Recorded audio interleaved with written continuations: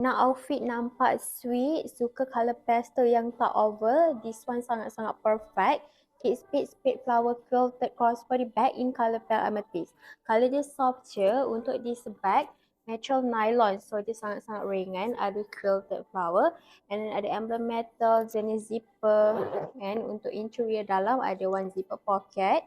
And then ada long strap yang jenis tebal macam ni. You guys boleh pakai dua style, shoulder ataupun crossbody. Untuk size bag ni sangat-sangat perfect untuk daily you guys, untuk essential you guys. Boleh masuk any size pun, wallet, power bank, kunci rumah, semua dalam satu bag. So dia sangat practical to use, sesuai nak pergi date, nak pergi shopping ataupun nak buat daily use. So kalau you guys nak this bag, you guys boleh grab dengan First Shopper sekarang.